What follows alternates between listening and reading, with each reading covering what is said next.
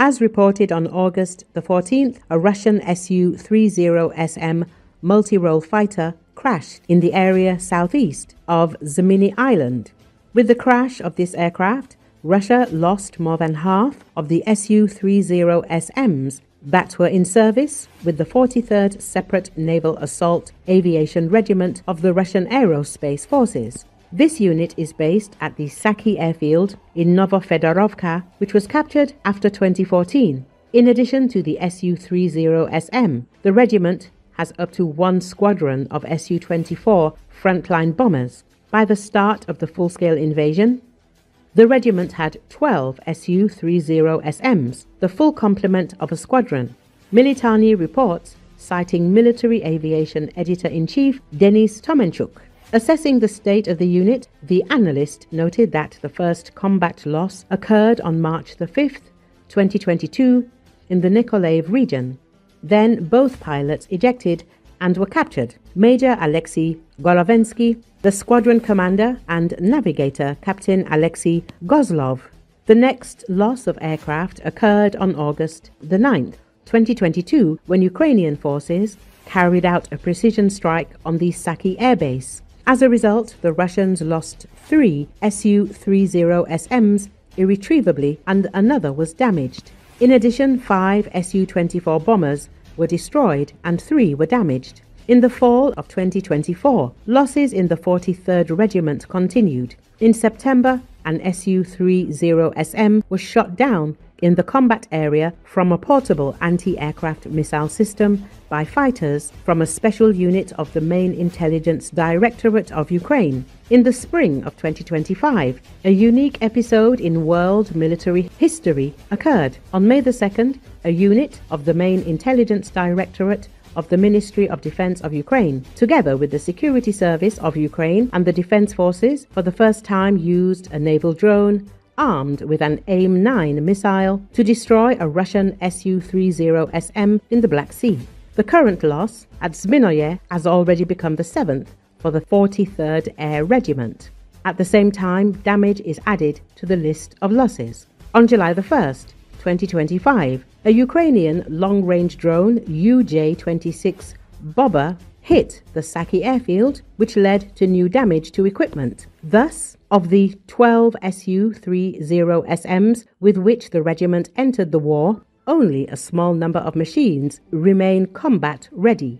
Let us recall that in June, Russian aviation for the first time used supersonic anti-ship missiles Kh-31A/AD to destroy Ukrainian Magura 7 naval drones. Before that, Su-30 fighters used cannon armament and cluster bombs for these purposes without restoring to high-precision missile weapons.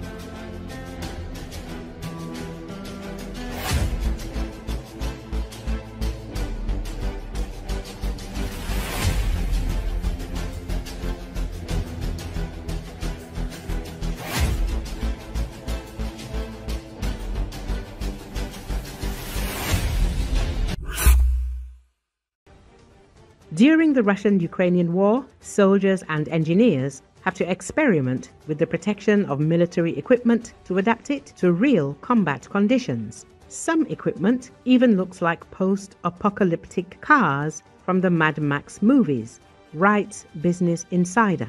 It is noted that on August the 11th, a photo was taken of the impoverished protection of a Ukrainian Humvee in Kostiantynivka. The vehicle was surrounded by a large metal cage, netting, and sticks sticking out from the top and sides.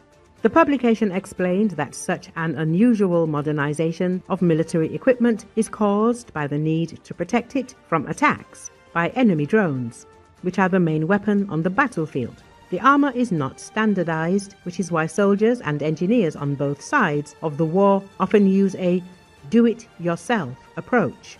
Often, such upgrades make it virtually impossible to determine what kind of vehicle it is.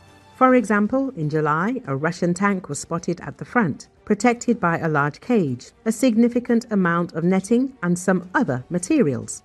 Deep State reported that the 28th Separate Mechanized Brigade fighters destroyed this monster tank with the help of about 6 dozen FPV drones. The problem was that finding a weak spot was not so easy.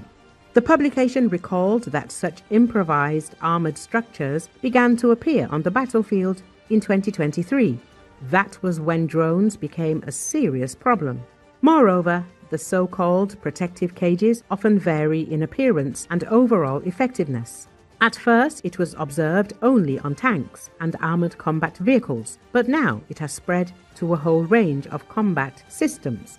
The publication emphasized that protective cages can protect equipment from some anti-tank weapons and FPV drones. Even defense companies have paid attention to them and have begun equipping some of their combat systems with them. Earlier, military analyst Richard Verica, citing data from the warspotting.net resource, reported that against the background of a general decrease in armored vehicle losses, the Russians began to lose T-62 tanks more often. According to the analysis, in the period from March to July 2025, losses of this tank increased by 2.5 times. According to the analysis, T-62 losses increased 2.5 times between March and July 2025. According to the experts, this is due to the fact that these older models are more often used in combat, while Russia is trying to put newer tanks, in particular the T-80, into reserve for preservation. In total, since the beginning of the full-scale invasion of Ukraine, Russia has lost at least 3,545 tanks. The largest number is the T-72, 1,529 units, followed by the T-80, 1,113, T-62, 274, and T-90, 168. At the same time, June and July 2025 saw the lowest losses of all time, only 19 and 25 tanks, respectively.